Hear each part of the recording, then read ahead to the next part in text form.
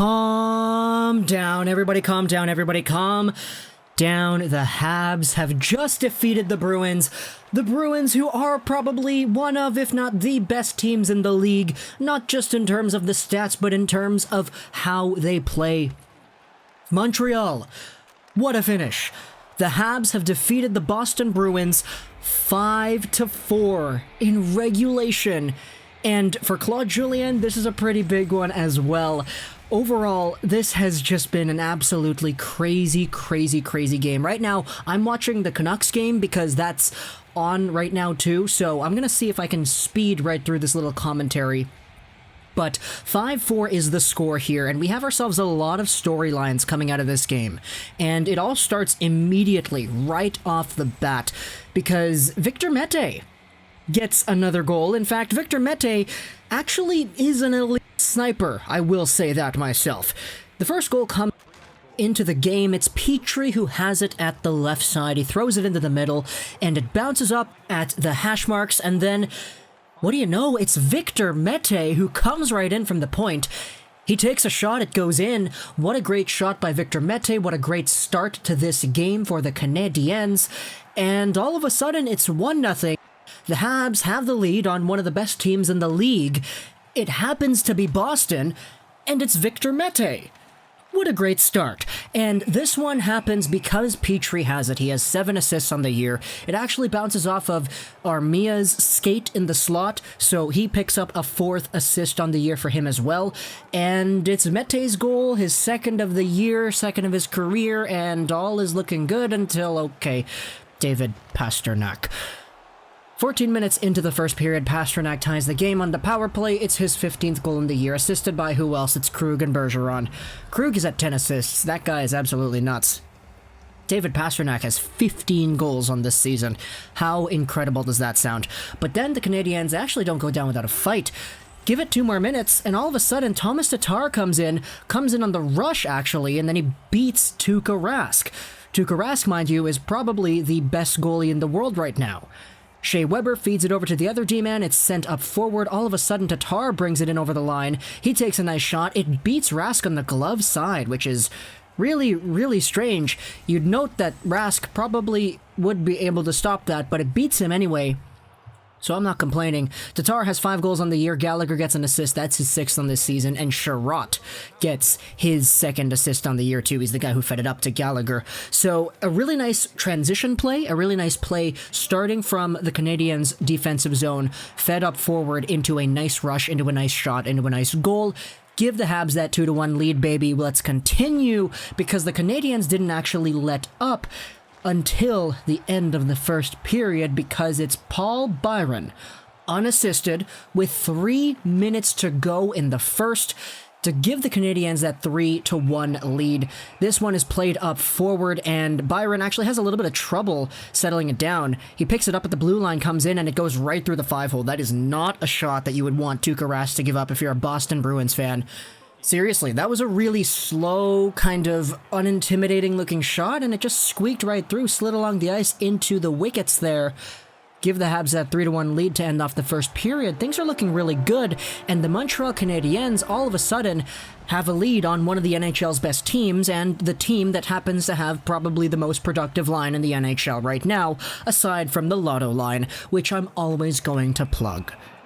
However, things aren't all sunshine and rainbows, because in this game, the Montreal Canadiens actually gave up the lead, and it wasn't pretty. Connor Clifton gets his first NHL goal. It's a goal to give the Boston Bruins a 1-goal deficit at the start of the second period.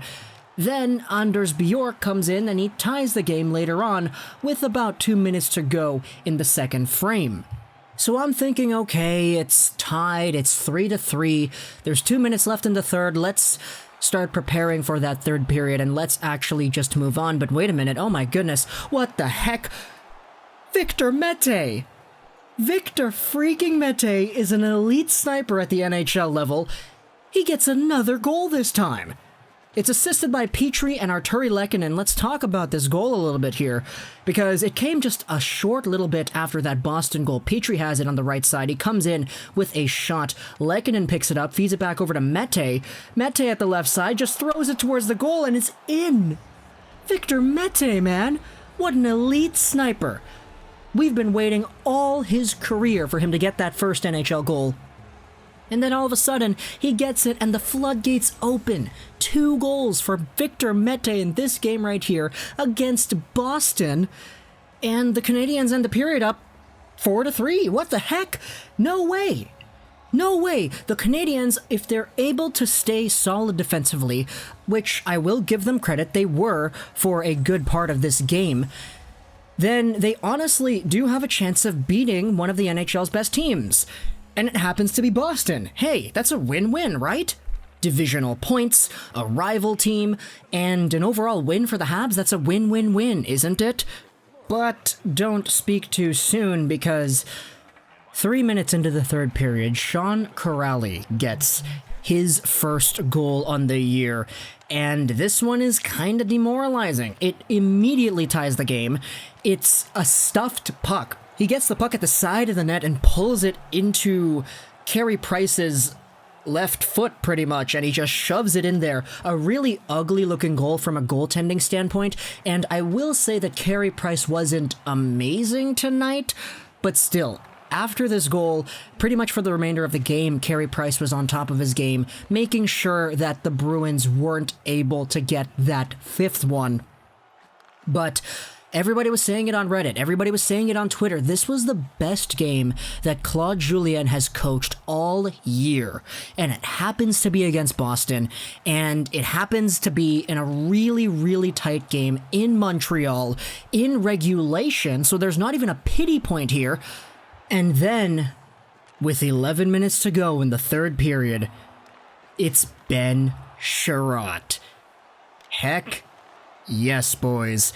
Shea Weber and Tomas Tatar get the markers here on the assist column. It's played out into the front, a really nice rush by the Canadiens, and eventually Weber sends it over to his other D partner. Chiarot comes in with a nice shot, and it goes underneath the glove of Tuukka Rask.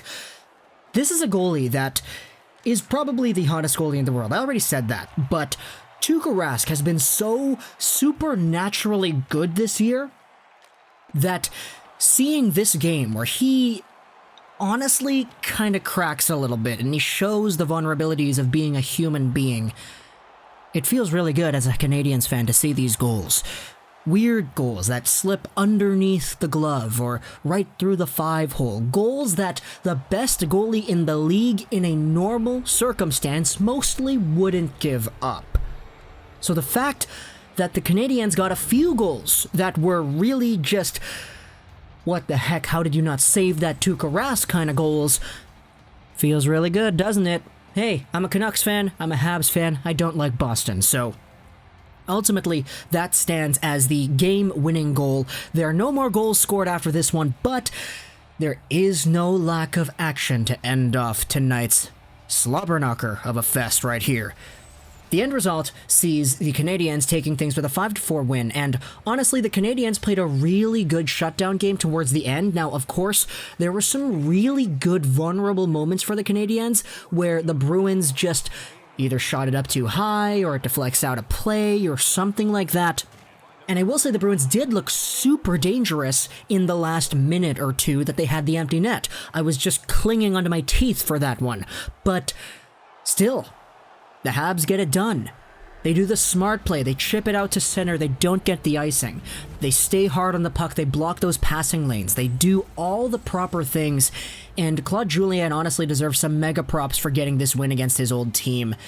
And it leads the Canadiens to a victory. Yeah.